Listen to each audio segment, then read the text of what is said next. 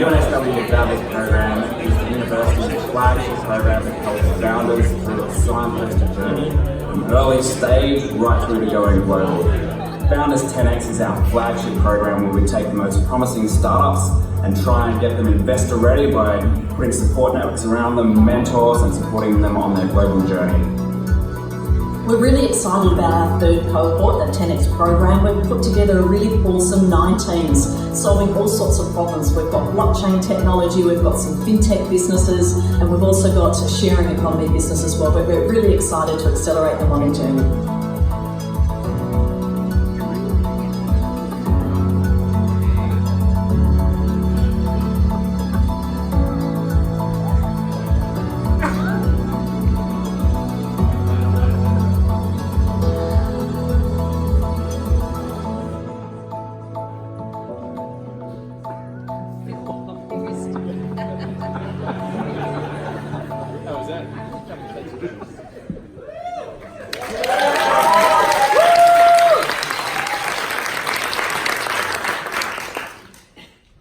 Good evening, everyone.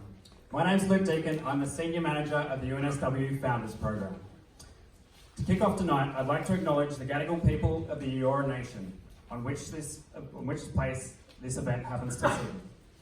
We'd like to pay our respects to the elders, past, present, and emerging. I'd like to extend a massive welcome to the university, our university colleagues who are here tonight, and also our friends from the Sydney startup ecosystem and dignitaries. The UNSW Founders program is the largest entrepreneurial program in Australia. The university has backed us and is doubling down their investment in the UNSW Founders program, and this year we're going to support over 200 startups from early stage, idea stage, right through to raising capital and going global.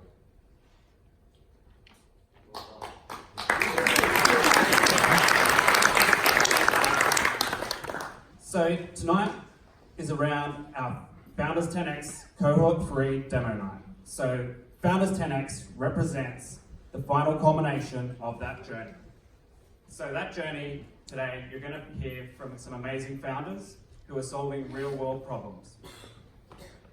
They represent a diversity of industry sectors, from ag tech to fintech, solving property and construction solutions, and also in providing technical solutions around the future of work. If you want to know what their growth trajectory is going to be like, how about I just quickly recount some stories from our previous founders. These include Inside Sherpa, one of our Cohort 1 teams, who are currently part of Y Combinator, the most prestigious accelerator program in the world. From Cohort 2, we have Tillida, who are currently demoing their technology with two of the largest companies in the world in the supermarket space, as part of the Plug and Play Tech Center Retail Hub, and they've now based their team out of Munich in Germany. Closer to home, we've got Foresight, who have recently raised $1 million with our good friends from UniCity.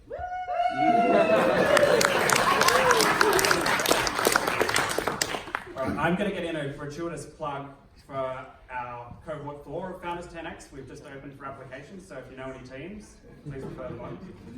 And I'd also like to briefly mention our newest baby, which is Health 10X, where we partnered with the George Institute, and we're going to get together an amazing bunch of companies who are trying to solve real problems in lower and middle income countries, such as India, looking at areas like in non-communicable diseases, such as cardiovascular disease and diabetes.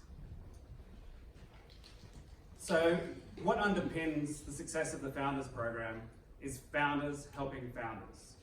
So while you're listening to the pitches this evening, I'd like you all to think who you may be able to help out of these founders. And it may just be 1 or 2 introductions out of your Rolodex, but it can make a material difference to the trajectory of our founders. So I don't get in trouble from Robin, please note the UNSW Founders hashtag when you're hitting up the socials. Okay, and now I'm going to introduce our keynote for the evening, Dr. Raji Ambikaraja. Raji is a UNSW alum, holds a PhD in electrical engineering, and spent most of her career in the technology and startup space. Raji in 2018 was awarded the New South Wales Woman of the Year in the Community Hero category. And in addition to this, Raji is an awesome all-round human being. So if we could all give an amazing UNSW Founders welcome to Raji.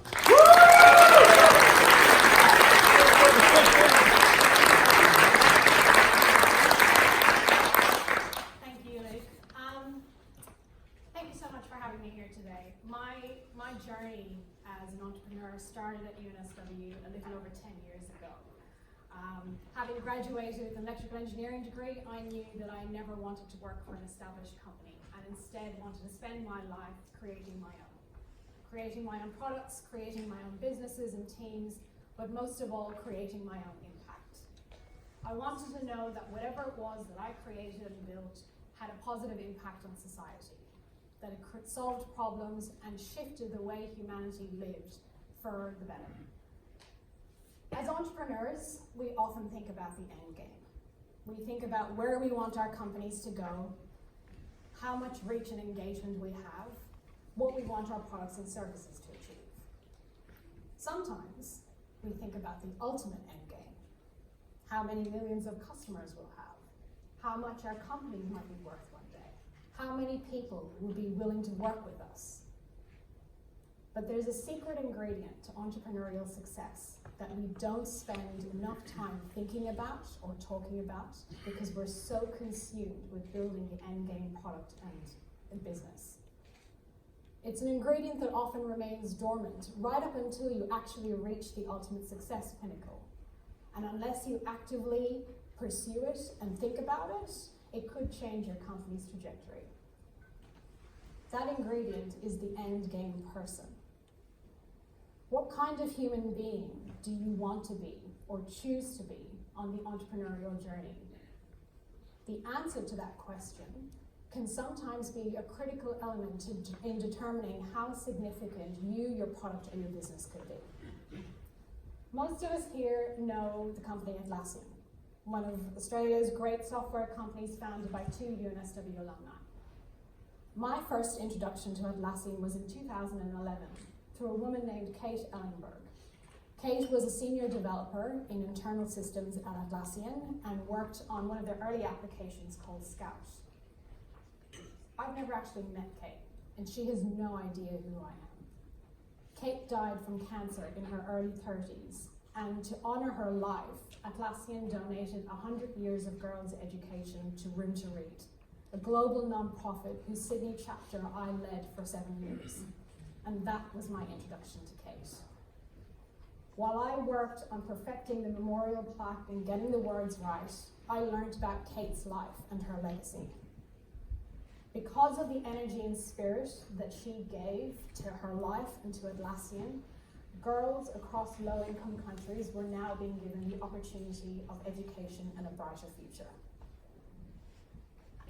What does it say about a tech company that honors one of their team through the gift of education to the underprivileged? And especially, what does it say about its 2 founders? When Atlassian was an early stage startup being bootstrapped by the 2 UNSW alumni, Mike and Scott, those 2 founders were actively thinking about the kind of people they wanted to be. They, alongside Salesforce, created Pledge 1%, a commitment to divert 1% of their equity, 1% of their product, 1% of their profit, and 1% of their employee time to charitable causes. And by making that pledge so early on in their journey, their staff and their customers held them accountable. And so now, over a decade later, while they have reached over 130,000 customers with their products, they've also helped 250,000 children in low-income countries access a quality education. I know all of the founders have committed to and have pledged to supporting UNSW's entrepreneurial community. And I encourage you to look up pledge1%.org and consider quantifying that pledge in this early stage of your journey. One of my early mentors was a UNSW alumna named Tristan Langley. Tristan was one of Australia's first female venture capitalists and in due course moved to the US to set up her own VC firm. Through our conversations and her guidance, I learned everything that all of you have been exposed to in the Founders Program. The ins and outs of lean methodology, what VCs want, what they want to hear from you, the details of scaling and exiting companies, the due diligence that startups need to do when bringing on a board member, an advisor, an investor. One of the biggest advantages that you and I have on our entrepreneurial journey is the UNSW network. Through conversation, guidance, and observation of these entrepreneurs, you can start to piece together critical elements of the end game person. I'll never forget the words and the example of the UNSW alum Steve Damos. No matter how great the technology is, don't underestimate the relevance and the importance of the human element. It was the example of Daniel Petrie that made me realize that great success and philanthropy are two sides of the same coin, and made me realize and think about the kinds of companies and products I wanted to build. While the bulk of my life has been in tech startup, the remainder of my life has been dedicated to nonprofit work. Through my work at Room to Read, inadvertently, I learned skills that ended up being incredibly valuable to my tech startup life. I learned how business skills could be used to create long-term systemic change. I learned how using technology as a tool rather than a medium could create tangible change in solving some social issues. At Room to Read, we believe that bold goals attract bold people, and that what gets measured gets done. And those two principles I have deeply integrated into my startup life. A couple of years ago in San Francisco, I was speaking to Tim Kugel, who is the founding CEO at Yahoo, and at the time was the chairman of Room to Read's board. He made a passing comment to me that now, in hindsight, I realized ended up being the backbone to the next stage of my tech career. His words were, "Make philanthropy a verb, not a noun." Technology is nothing more than the collective soul of those who created it. So what if we create a technology that added impact to the everyday actions of an individual? That's exactly what Follow does. Every time a user shops online through Follow, we give part of our commission back to them to donate to charities of their choice. As the CEO of Follow, it was important to me to create seamless, customer-centric technology that democratized philanthropy. It doesn't matter who you are or what your circumstances would be. Follow enables everyone to make an impact without requesting the user to pay more and without requesting the retail partner to pay more. But what if it could be bigger than that? What if we could shift to an ecosystem of change where every action and habit of an individual could have an impact? Over the past 3 years, Follow has had a hospitality arm built in parallel. Cafes and event spaces where for every coffee and meal purchase, the profits are donated to charity. An example is our cafe portal in One Martin Place.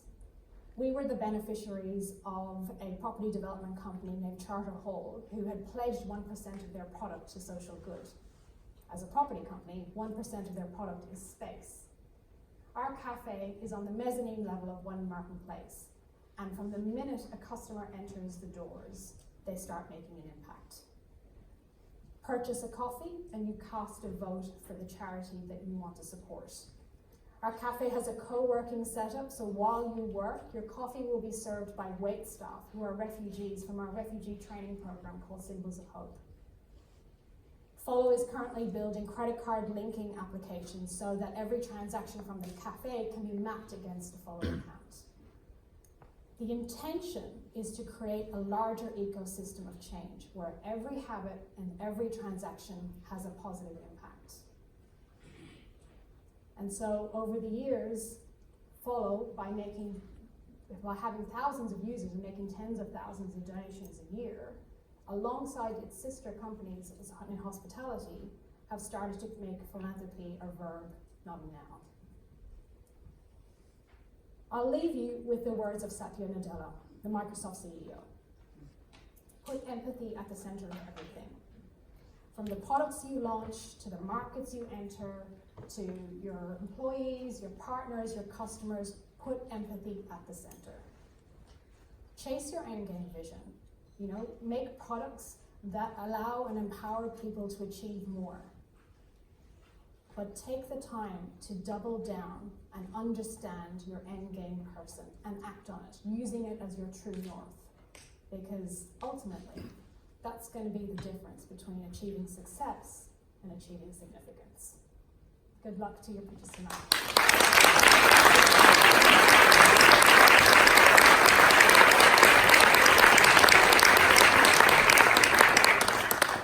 Thanks, Raji, for those inspiring words. That was fantastic. Next up, I'd like to introduce the big boss and our master of ceremonies for the evening, Professor Brian Boyle, in all his sartorial splendor.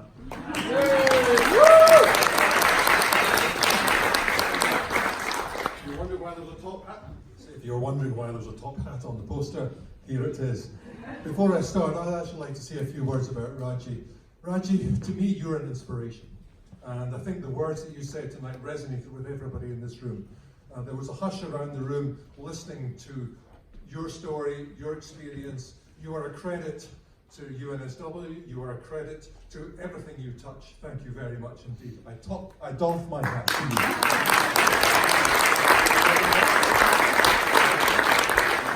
Right, and with no disrespect to Raji, on with the main event. This is one of my two favourite events of the year. Okay, and what's my other favourite event? God, yeah. No, it's the Other Founders program. Gosh, yeah, so there's New Wave as well. So this is one of my three favourite. Any advance on 3, Elizabeth? See me after class. All right, so welcome to this prodigious, precocious, perfect pool of entrepreneurship talent we have assembled before us tonight. Our first cab off the rank is Patrick Connolly from Procure Build. Wait for it, Patrick, wait for it. Procure Build is a clever piece of software that identifies the weak links in the construction supply chain before you ever have to don a hard hat or day-glow jacket. Patrick.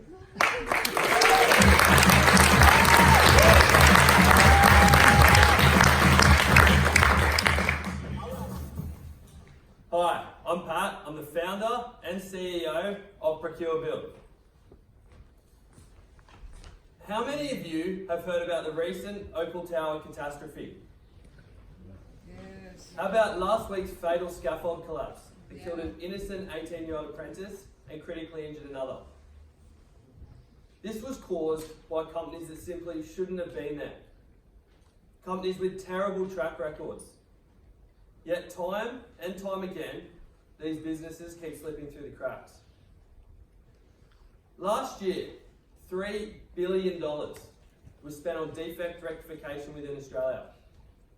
A further 2,500 construction businesses went bust, and 80% of all new structures were defected. Prior to starting Procure Build, I worked within construction for over a decade and experienced firsthand the problems being felt within the industry. I still vividly remember the day that I decided to begin this journey. It was back in 2017, whilst working for a construction company in Sydney. I was instructed by our CEO at the time to look some of our major contractors in the eye and tell them they weren't going to be paid for the works they just delivered. These were my friends, and as a result, they were now jobless and unable to provide for their families.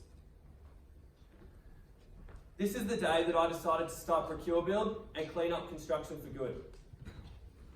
Now I want to introduce you to a brand new product. A solution that ensures construction risks are controlled and clearly defined. A solution that gives you the information you need to make informed and educated decisions. That solution is Procure Build. Procure Build is construction software that uses artificial intelligence to manage the risk and performance of different contractors within the built environment. Using data, we are able to accurately predict potential problems within a project well before stepping foot on a building site.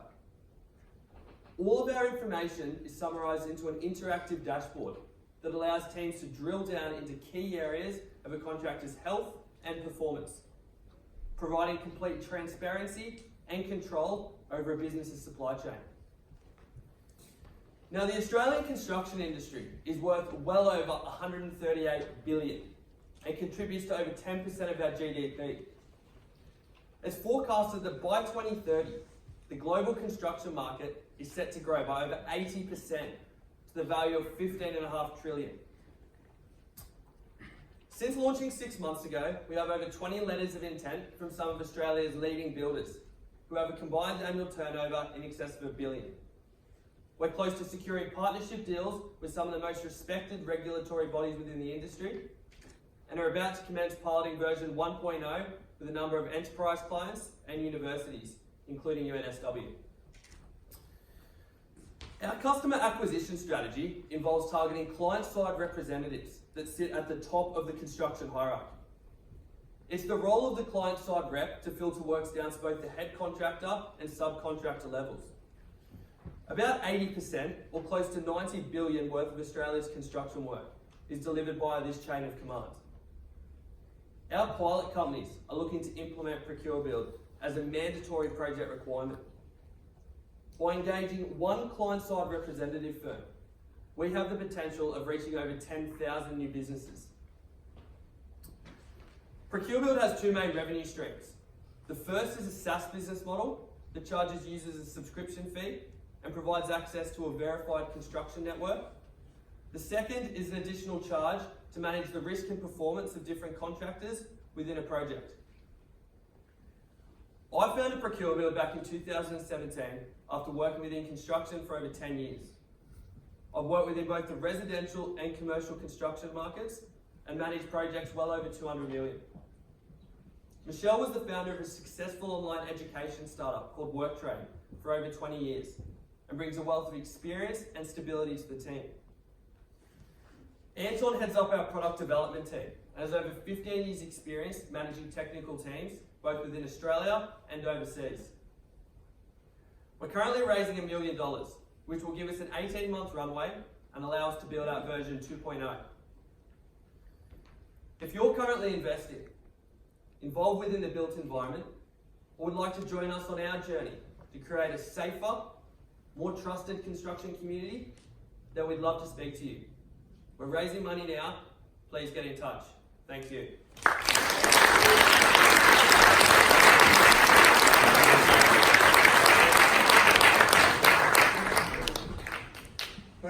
Thank you, Pat. It's an incredibly important venture, this, given the scale of infrastructure construction, particularly in this state. I think we're spending $80 billion in the next few years on construction, so really timely intervention there.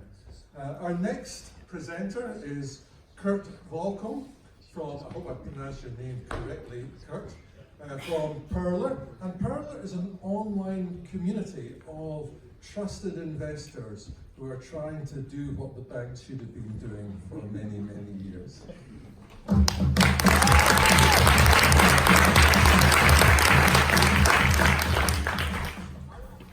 Good evening, everyone.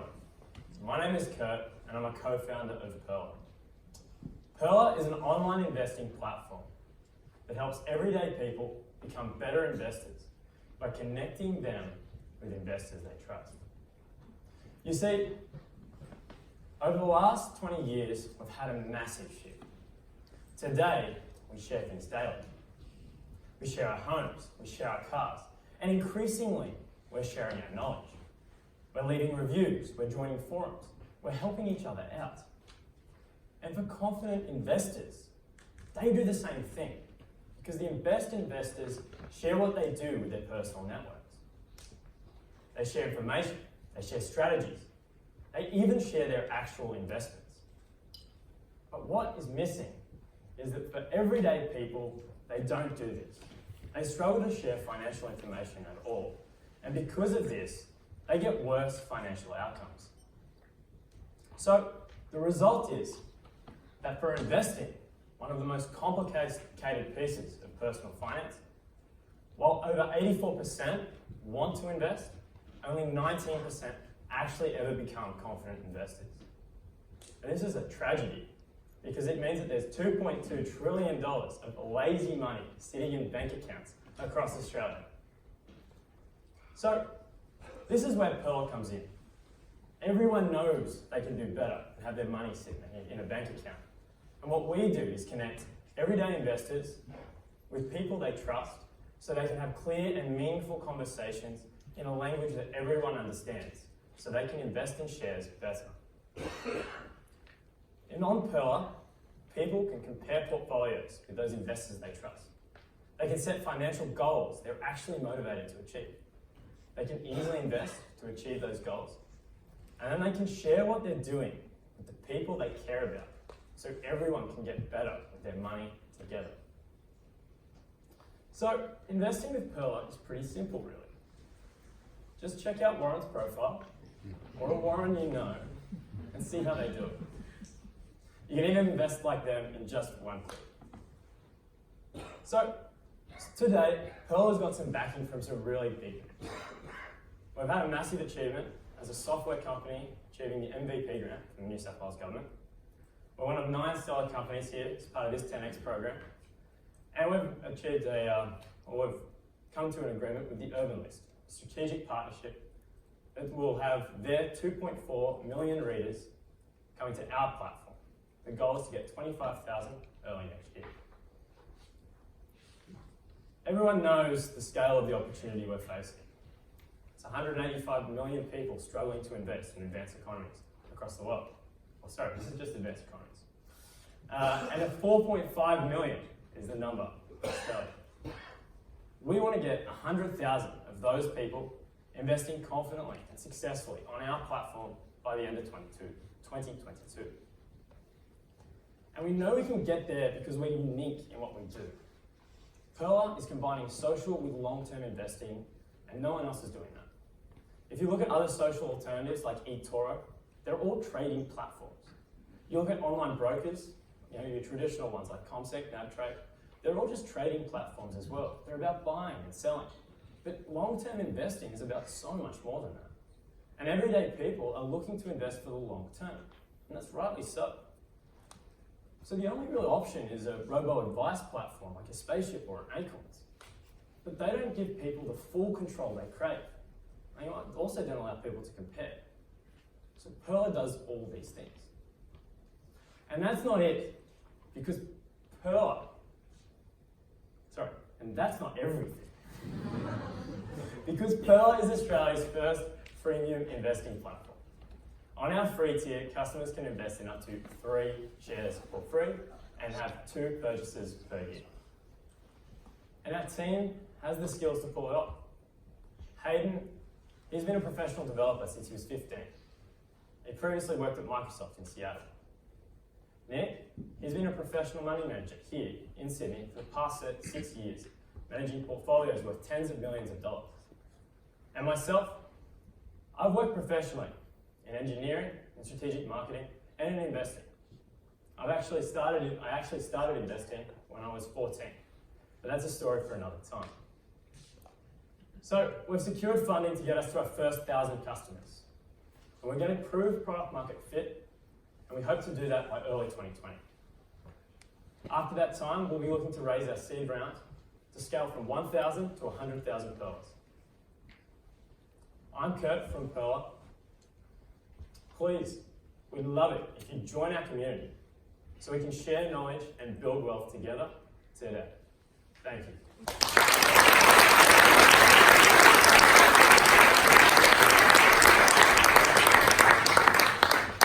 Thank you, Kurt. Friendlier and wealthier with Pearler, I think is the bottom line there. So our next founder is Sean Greenhay from Titan Chi, who's going to tell us about an innovative way to be more productive in the workplace. Sean, take it away.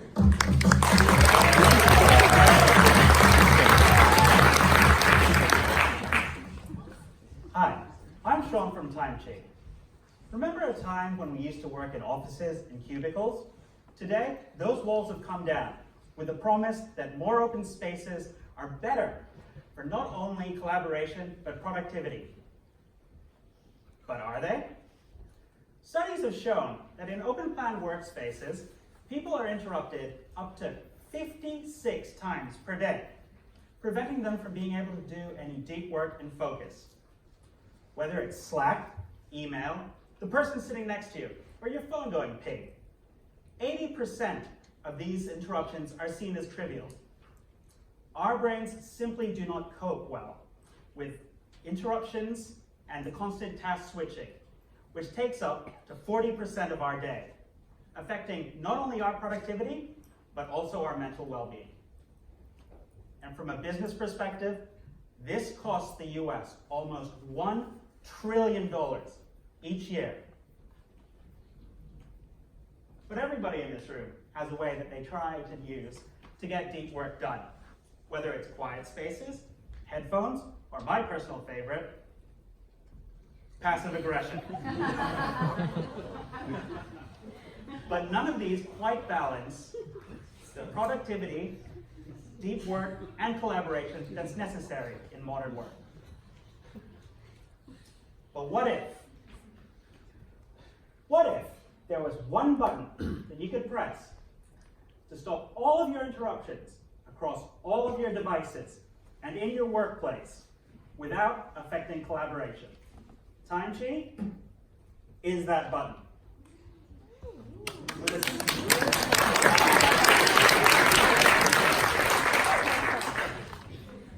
With a simple press, TimeCheat puts you on Do Not Disturb across all of your devices instantly, blocking notifications from Slack, email, Facebook, and also blocking you from going to distracting websites such as Instagram or Facebook. Because of its bright traffic light display, it indicates to all of your colleagues when you're in deep focus and not to be interrupted. But unlike wearing headphones, it tells them when they can come back, helping nurture deep and meaningful collaboration. Just as important as deep focus is remembering to take breaks. TimeCheat helps you remember to take these breaks, which has been scientifically proven not only to increase productivity, but also creativity. Most importantly is that TimeCheat integrates with all of your digital tools, creating a virtual quiet space for deep work to happen. The key is that your time becomes purpose-driven. Imagine getting more hours of deep work. Imagine how much this would mean to you. Well, when surveyed, people who managed to block interruptions were 44% more likely to agree that today was a really successful day. We're rolling out to individuals, including a monthly service to integrate TimeCheat with other software tools. We're also going to be starting early trials of our per-seat service model. And following in the footsteps of Atlassian, we're going to be targeting teams in businesses in a bottom-up approach. We're currently sending out 60 beta units, 3D printed, just like this one, to early adopters and influencers in our network. They got these as part of a limited pre-sale that we're soon to be reopening. And a huge announcement for everybody here, and the very first time we've made it public, we've just signed on Canva to start trial giving their company.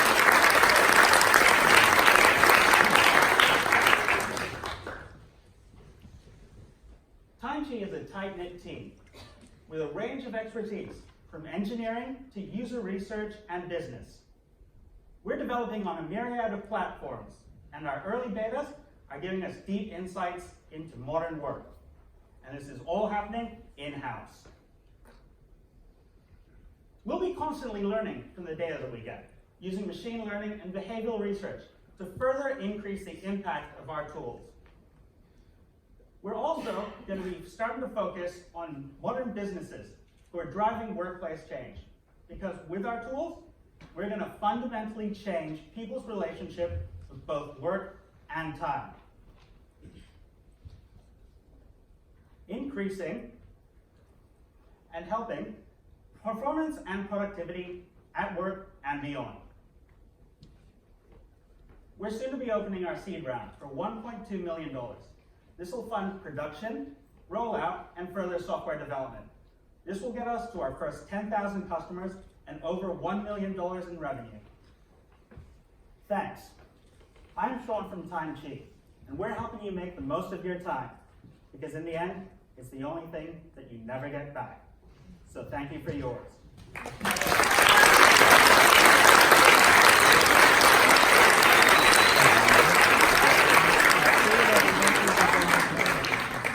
Thank you, Sean. Time cheap means never having to tell your co-workers to bugger off.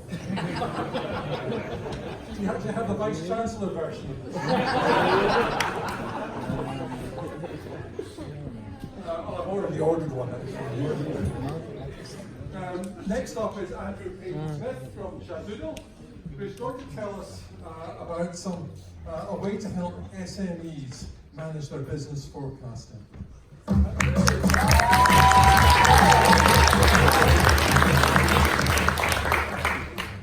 Hi, I'm Andrew.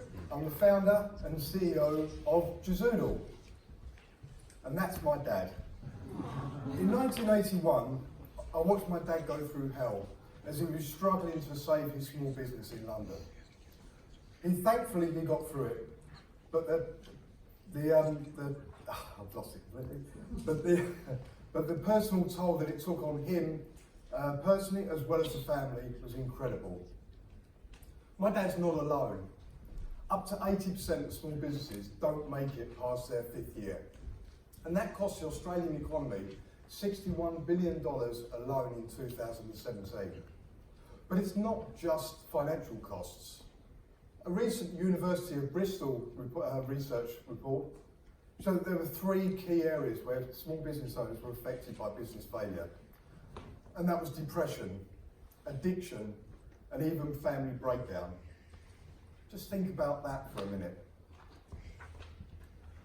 At the same time, recently there's been a huge migration of small businesses into cloud accounting platforms. Cloud accounting platforms have been excellent and they've changed the way that small businesses manage their business. They allow small businesses to socialise their data to professionals that can give them help. Cloud accounting spend will account for $4.9 billion by 2023, rising 19% compound per year. So given this tsunami of data, why are the failure rates of small businesses so high? One of the key problems, and there are many of small business failures, stems from one core problem. There's a core problem that's common in all accounting systems. And that problem is accounting systems look backwards and not forwards. Imagine for a moment if I was to ask you to stand backwards and walk through a minefield backwards. How would you negotiate that minefield? You wouldn't be able to see your destination and there was hazards all the way along.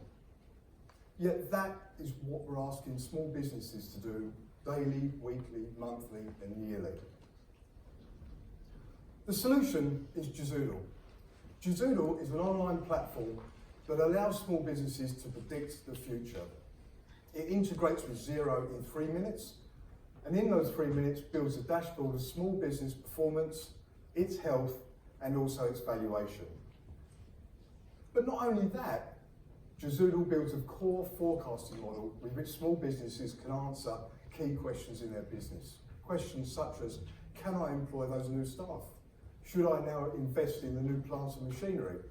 And also, can I manage my cash flow better? Excuse me.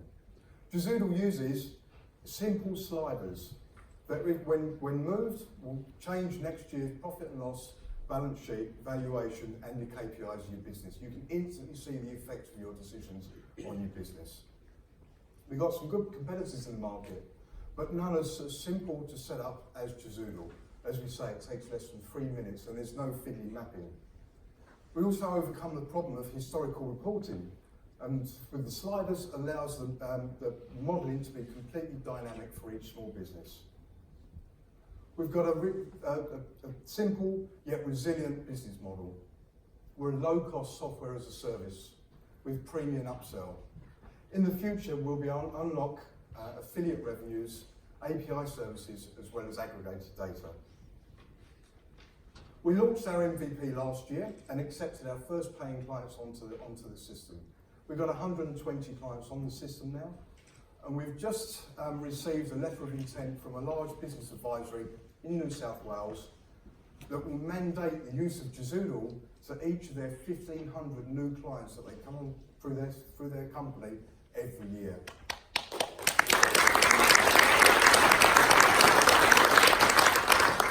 But our vision is not just to integrate financial systems. We want to integrate CRM data as well. Think about the power of Jazoodle. If you could integrate your Salesforce data into Jazoodle's financial modelling, how massive would those predictions be for your company? We've got a really strong founding team, including Trevor, our chairman, our independent chairman, and CPA, and Simon's got over 15 years experience implementing small business accounting systems. And myself, I've worked for large multinational companies such as Amadeus and as well as Qantas. What we're looking for, we're looking to get in touch with as many small businesses as possible. If you can help us reach small businesses, such as through a business advocacy group, the introduction will be fantastic. We're also looking to speak to commercial partners as well, such as B2B lenders as well. And we've also just opened our seed round. We're looking to raise $1.5 million to help us really further our platform and allow us to market the system moving into the future. So, if like me, you see the future of small business success is looking forward and not backwards, please come and talk to me afterwards. I'm Andrew from Jazoodle.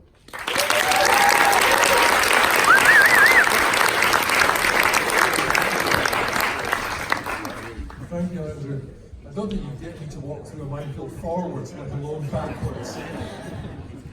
But thank you. So, Jazoodle, the minesweeper for SMEs. Wonderful work. Next up, we have Daniel Barr and Mark Pereira from Alice, which is a mobile app making the world of cryptocurrency more acceptable. Come and demystify Bitcoin for me.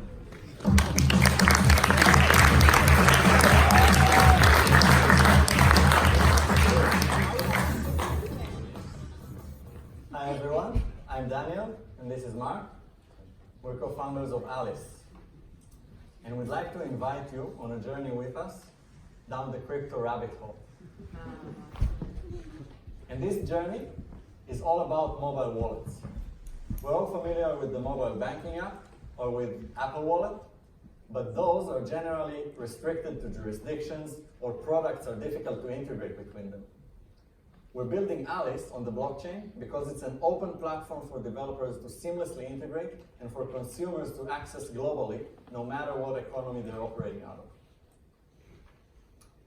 However, if you want to experience crypto today, you need to understand that we're starting with verifying ourselves through a third-party exchange, then transferring money from the bank to this exchange, installing a bunch of web extension, and all that just to end up using this clunky-looking web interface. So this basically means that the user experience is really bad, that leads to slow adoption, and overall hindering the industry as a whole. What if we could bring all that to mobile experience? Those are the devices that we carry with us everywhere we go, all the time. So this is the problem in the crypto industry right now. Application developers are trying to take their web apps to mobile, but there's a major problem. It's way too hard to build your crypto app into mobile. Imagine you want to sell a product on eBay, and you have to build the entire platform plus the payment gateway just to sell that one item. That's the experience on crypto. But our solution is an open mobile platform that allows developers to easily build their applications into Alice so that users can experience mobile native features such as camera access, location features, and push notifications.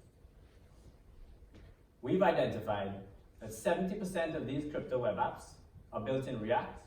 So we're taking the same React technology and bringing it to iOS and Android, so that these crypto mobile applications can look and feel like the mobile apps we use every day to make our lives easier. So let's take a look at the crypto application economy today. We have over 200,000 daily active users with over $30 million in daily transactions, and thousands of applications have been deployed already. But this is very early. These numbers are poised to grow exponentially, wherein this industry is basically in its infancy. Right now, the mobile wallet space is quite hot. However, all of the teams that are working on it are working mainly on the crypto asset management or browsing experience. No one is actually bringing the engaging mobile app experience to mobile. This is what we're doing with Alex. In the course of just these last 3 months through Founder 10X, we won 2 global competitions, one of them with over 1,000 developers in Denver, another one with developers from more than 30 countries. And we signed partnership with the leading token sale platform based out of San Francisco, so that later down the year we'll be able to onboard a lot of users onto Alex. As for our team, so myself, I founded the BitForward community 4 years ago. We currently have partnerships with entrepreneurs, investors, and developers across China, US, and Europe. Mark is regarded as UX expert in blockchain, and Radek, our blockchain architect, he's been a part of the the team that built the backend of PlayStation 4, and has been working on big data projects with leading financial institutions. So if you liked what you see and you want to go further down the rabbit hole, come later on to check our demo and drop us a line, talk to us. Thank you.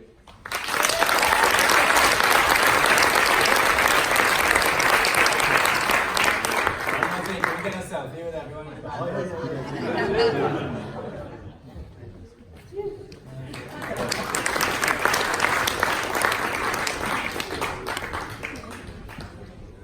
Well, as a mad hatter, I'm already down that rabbit hole. Next, we have Lisa from Share with Oscar. And you know that driveway and garage you've always been wondering what to do with? Lisa's going to tell you how.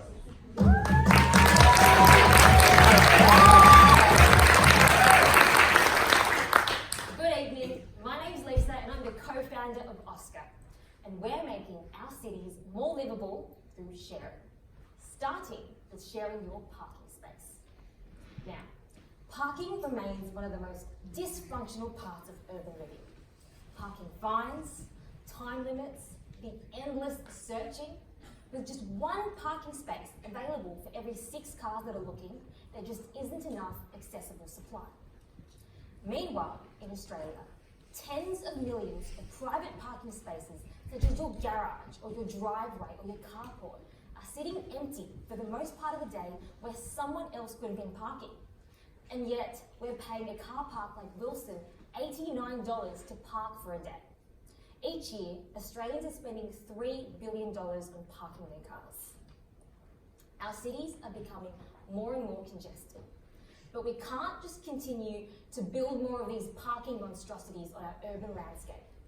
So instead, we've built a real-time, on-demand platform to unlock access to billions of dollars worth of latent parking capacity in any corner of any city without spending millions to build. So how does it work? Well, if you're searching for a parking space, you simply open the app, you search for the location and the duration that you want parking for, book and pay instantly, and then get navigated to that exact parking space. It's so simple, convenient, and affordable. We even have spaces with electric vehicle charging so that you can now park and charge. Now, if you have a parking space to share, you simply list it on the platform and then share it for any hour during the day that you're not using it. Oscar has a unique coin system which enables you to earn Oscar coins by sharing your space, as well as use these coins to pay for parking in another spot. So that means that within our marketplace, our buyers can also be our sellers. This makes our users sticky and facilitates a true reciprocal sharing economy. We've targeted just 4 key markets to date, including the beaches, universities, hospitals, as well as stadiums. We've actually seen organic growth all throughout Sydney, as well as in Brisbane, Melbourne, and even Darwin. Today, we have 1,200 parking spaces being shared on the platform and have transacted over $200,000 through the app, 150,000 of which has been in the last 12 months. A parking space, such as around a university, stands to earn around $2,000 each year, of which we clip 20%. So that means Oscar earns $400 in revenue per parking space per year. Our unit economics are positive. To date, we've spent just a total of $10,000 on all marketing activities. And so far, it's cost us $6 to acquire a space, a bit over $3 to acquire an active user whose lifetime value is more than tenfold. And we've seen some promising growth. Since the beginning of the year, we've been growing revenue at 7% week on week.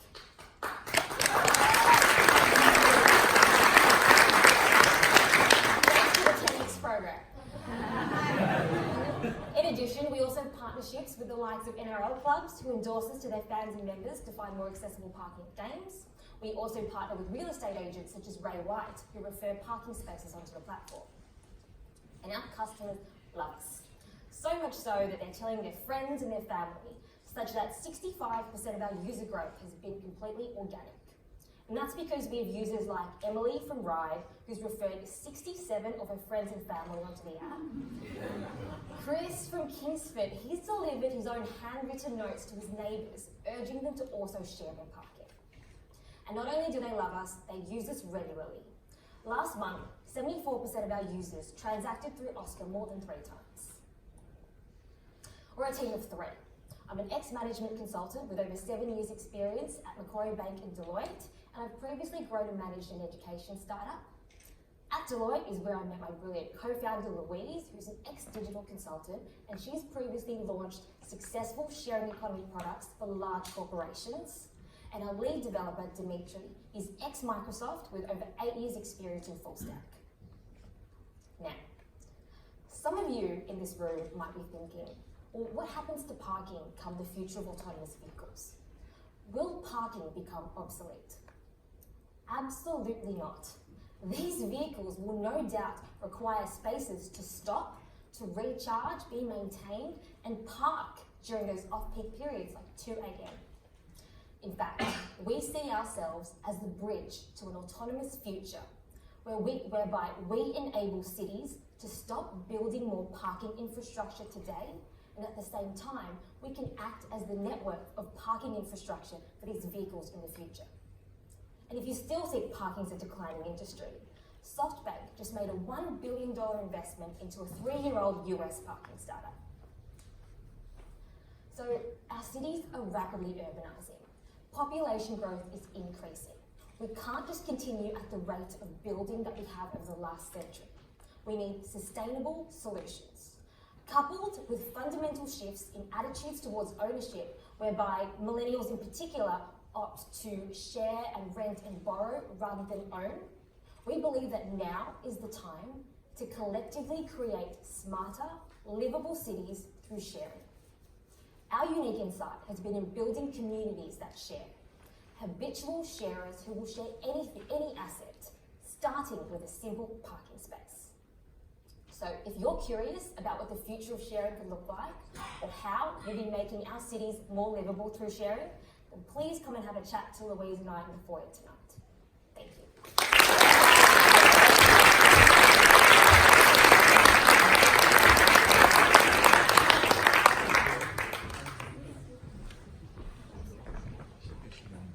you. Thank you, Lisa.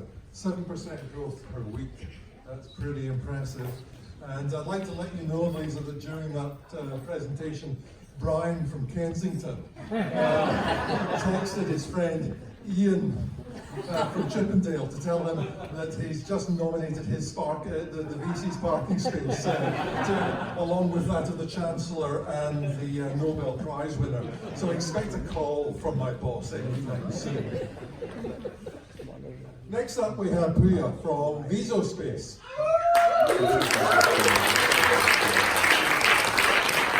He's going to tell us a little bit about how virtual reality and augmented reality can interact with humans and how he's going to help.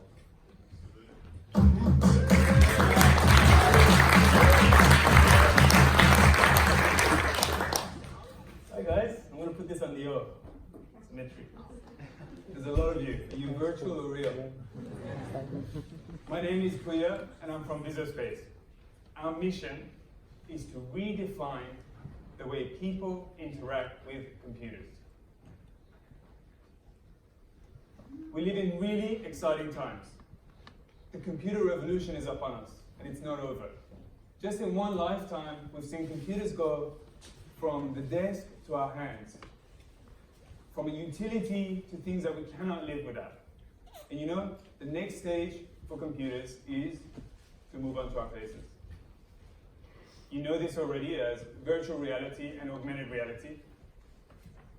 The question that needs to be answered is, how are we to interact with these digital spaces that these platforms create around us? VR is going to disrupt every industry that you know. It's going to disrupt healthcare, it's going to disrupt architecture, it's going to disrupt social network. But right now, a multi-trillion-dollar industry that's being disrupted is entertainment. And it's being disrupted by the big players, like Google, like Facebook, like Disney. You will have VR in your home. You will. But first, you're going to try it out of home. Just like movies had to be tried in cinemas before coming to people's living room, so will VR have to be tried outside first. There's a problem though. For you to have a really, immersive experience in VR and have freedom of movement, you need a lot of space around you, just like you can see here. Cinemas solve the space problem by packing people in, and that's hard to do in VR. So whoever can come up with the most immersive experiences in VR, using the least amount of space, is going to win in the entertainment market. The solution is Alto. A physical platform that you stand on in VR that allows you to have or to experience full freedom of movement and a really immersive experience while minimizing the space that's required. Our revenue model is to license the platform to big studios so that they can rebrand experiences and deploy them in entertainment venues. When the consumer market for VR picks up and gets big, we'll be ready to deploy the Alto as the standard for movement in VR. There are other devices out there, but the Alto is cheaper, it takes much less space, it's highly more immersive, and it's faster to onboard new customers. So it's perfect for the arcade market. So whilst we are capitalizing on the arcade market, we're also beautifully positioning ourselves for the consumer market too. In just 2 years, we've invented a whole new method for movement in VR. And over 1,000 people have tried our demos, and the positive feedback from them has been overwhelming. And we're making this a reality. We've started manufacturing in Australia. We've filed provisional patents and recently a global patent. And we've signed an agreement with a major headset manufacturer for distribution. And the biggest arcade provider in Korea is currently testing our Alto platform for commercialization. So this is going to be huge. Our team has a deep background in running projects that require hardware, software, and VR. We've built award-winning products before, and we're doing it again. And we have the support of our advisory gurus, from marketing to the futurists at Paramount Pictures, who's also a VR expert, and he's going to connect us to the big studios.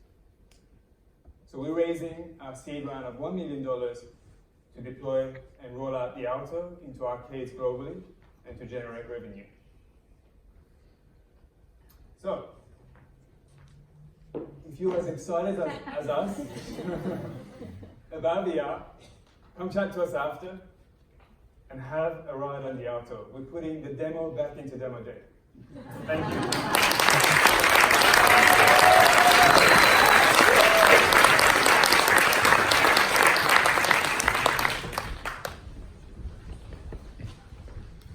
you. Thank you, Priya. I'm definitely going to book myself in for something that I can help with VR and AR. Now, if you could only design something that would help me with R.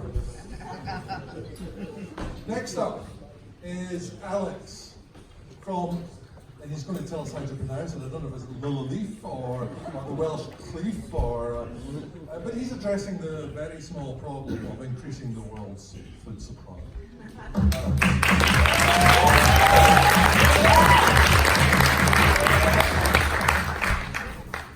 Hi, I'm Dr. Alex Suryadi, the co-founder and CEO of Leaf.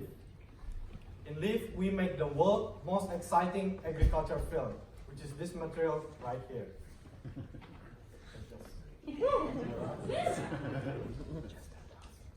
So this material is going to be the base of leaf houses, and it's going to be better than greenhouses. I'm doing this because we have a world food security problem. By 2050, our population is going to reach 10 billion people. In the same time, we have a decline in the size of arable land. We need to produce 70% more food to feed this population. And more importantly, we need to produce double fruit and vegetables to feed them in a healthy way. In Leaf, we look all the way back to the interaction of plant with light, such as photosynthesis, which is a reaction of carbon dioxide with water, powered by sunlight to produce the biomass that we consume. Let me walk a little bit of the science behind Leaf. If you look at the white line here, this is a spectrum of sunlight that reached the Earth. On the other hand, if you look into the colorful spectrum, it's called photoactive radiation. It shows that plants interact more optimally with light in the red spectrum of the red region of the spectrum. And that's where the magic of our material. We create this material that shifts the wavelength of light into the red portion of the spectrum, which will improve crop, plant growth cycles, and thus the yield. The benefit of having a leaf house for farmers is going to be improved crop yield, accelerate growth, and give farmers the control over the harvest time. Our target is the greenhouse market, such as the one shown here. And this is a big market. At the moment today, more than $300 billion worth of food is produced inside a greenhouse. And greenhouse cover more than 5 billion meters square of land. And this is a growing trend. In the world, it's growing at 10% year on year. And more importantly, in Asia Pacific, it's growing at 20%, which is where the population's densities are. To give you a perspective, this is a satellite image of Westland, Netherlands, and all the white squares are greenhouse farms. And this is an area in Almeria, Spain. Again, all the white squares are greenhouses, and this area considered to be the fruit and vegetable bowl of Europe. So if this technology works, I'm going to fly there and literally walk one by one to all those guys. So how do our product will fit into the greenhouse? Our product will be retrofitted inside the greenhouse farm, just like in this picture. It will be placed on top of the plant inside the greenhouse. We've trial tested this technology in 3 continents, US, Australia, and Asia. In 4 different crops, such as lettuce, bok choy, strawberry, and medicinal cannabis. And the results have been really promising. We have an improved yield of up to 40%. Our technology is backed by one of the best universities in the world, UNSW.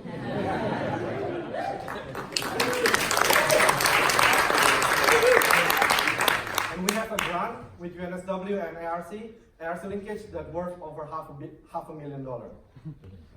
We have 2 patent pending technology, one filed in PCD and one professional. Farmers today have many choices on how to improve their crop yield. They use fertilizers, pesticides, microbes.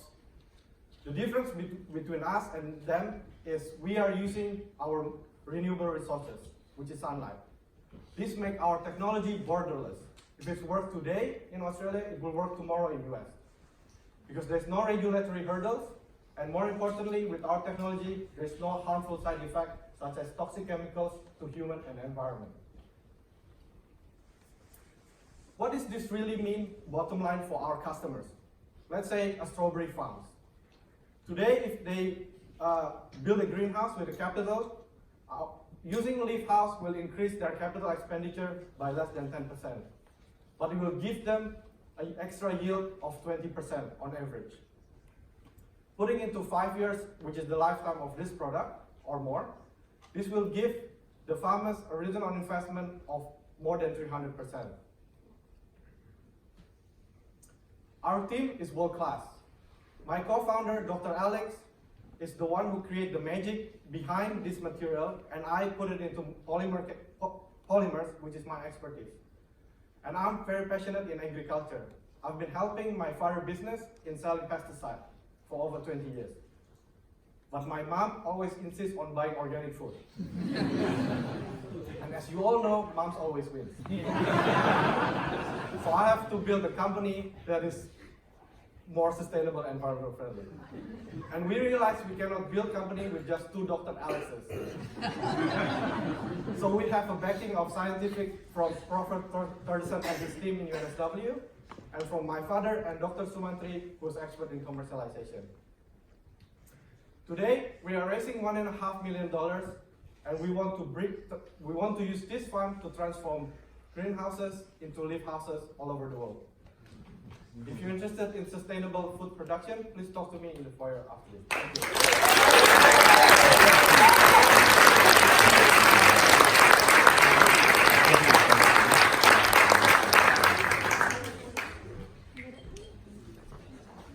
Wow, Alex, I think that goes into the wish I'd thought of it category. Simple but brilliant. Increasing the world's food supply 1 leaf at a time. I love it. Finally, we have Caleb Gibbons from Cash. And Cash is going to tell us how to get investment grade returns from your credit card.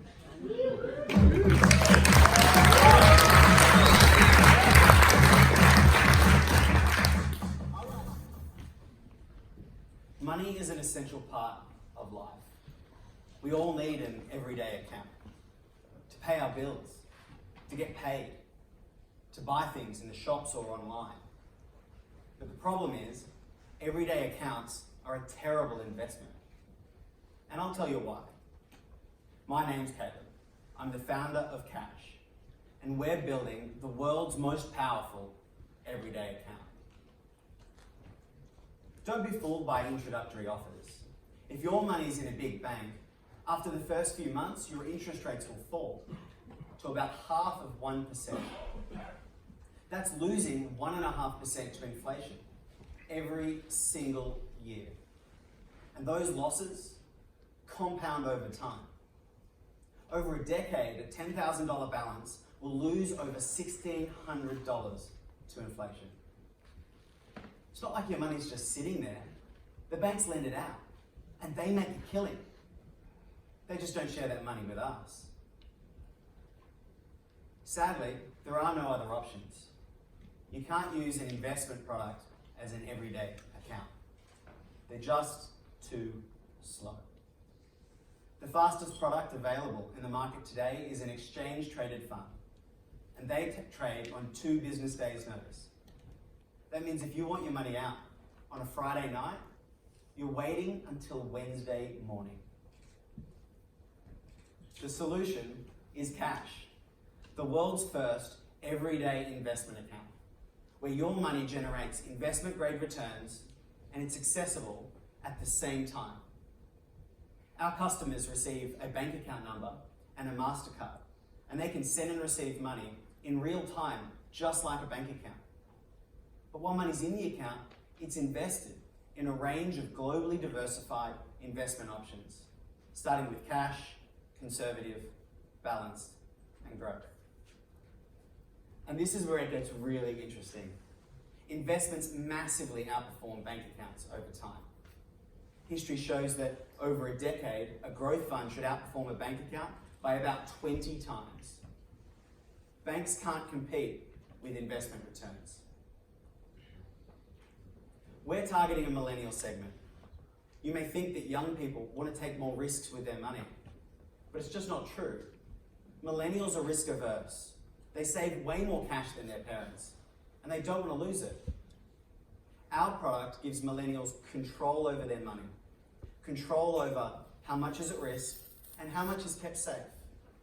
And if they're worried about the markets, ours is the only product in the world where you can push your investments to cash instantly, 24 hours a day, 7 days a week.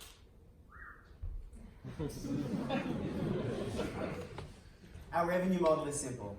We charge a flat fee of 0.5% of all funds on the platform. It's a similar model to an index fund or exchange-traded fund provider. But this market is huge. There's over $2 trillion in Australian bank accounts. At a revenue rate of 0.5%, that's an $11 billion a year opportunity. And this opportunity is global. We landed back from San Francisco last week. We can tell you there's nothing like this in the United States. We started Cash in November last year.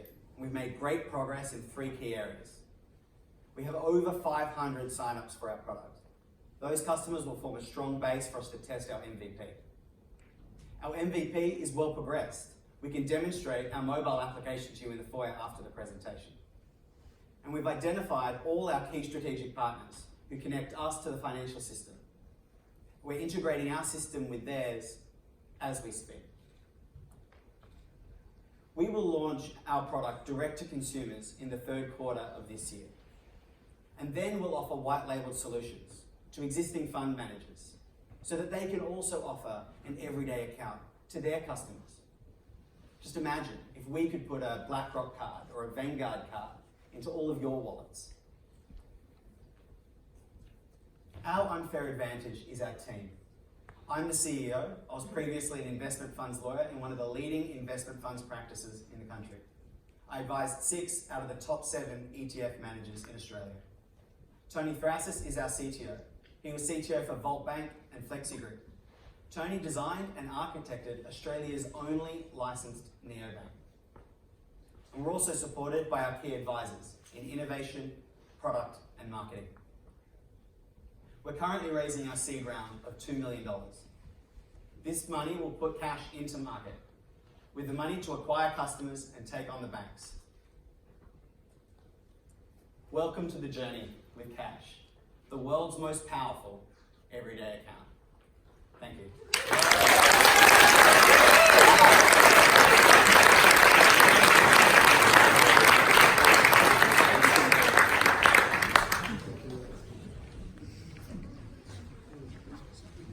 Cash in cash is better than cash in the bank. Sign me up. Don't let all those millennials have it all. Let this poor baby boomer have a little bit of that lovely return. So, it's my very pleasant duty now to introduce to you another hero of mine, and that is the visionary behind much of UNSW's, well, all of UNSW's entrepreneurship program that we're seeing here tonight, and of course more broadly through the vast variety of programs that we are proud to offer our students and staff.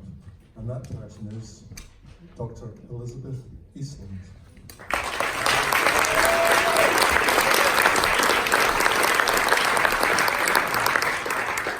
Thank you very much, Brian. Brian has been such an incredible supporter of our program ever since the conception, and as you can see from his top hat. Good evening. What an incredible event it has been tonight. And it's my honor to wrap up tonight's proceedings. And firstly, I want to thank all of you in the audience. You're invited especially here tonight because of everything that you've done for these founders, whether as mentors, as investors, as partners, as friends. Without you, we're unable to make the Founders Program the success it is. And on behalf of my team and all the founders who've come through this program, we want to thank you. However, before we continue our celebrations this evening, I want to pay tribute to somebody very, very special. It's with great sadness that we must mark the passing of one of our brightest talents. Dr. Alistair Laos, co-founder of Renature Labs, who came through our last cohort, passed away last week. And I know that he has touched many of you in the audience here tonight. Alistair exemplified the best quality that our community strives to achieve. He'd identified an issue impacting the lives of millions around the world, including his own. And he was devoting his best efforts as a talented researcher and an entrepreneur to ensure that his innovations would leave this world a better place. He was committed to giving back to our community. He devoted so much time mentoring new startups and inspiring new budding entrepreneurs with his incredible personal story. His passing at such a young age, and with a life full of enormous potential, is nothing short of a tragedy. And our deepest sympathies go to his family and his friends who are feeling his loss most profoundly. And we particularly want to acknowledge his mother, Wendy Bolsch, and his partner, Julie King, both of whom are here with us tonight, and also many of his great friends who are in the audience. We're here to celebrate tonight, to celebrate our talented founders and to set them up for future success. These 9 teams have spent the past 10 weeks building new skills, testing their assumptions, and making connections. In the process, they have radically transformed their companies. Tonight is the culmination of their dedication and discipline, and we congratulate them for all of their achievements. None of this would have been possible, however, without the incredibly tireless efforts of the team behind them.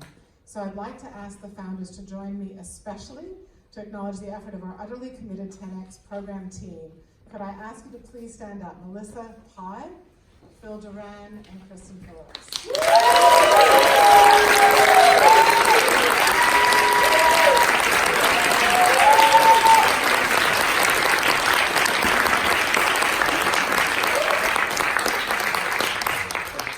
They've been with this cohort every step of the way, pushing them to do better, and I know our founders are deeply grateful for that. Now that you've had a taste of what our startups have had to offer, we invite you downstairs. We want you to connect with our founders, we want you to learn about their companies, and we want you to invest in their futures. Thank you very much.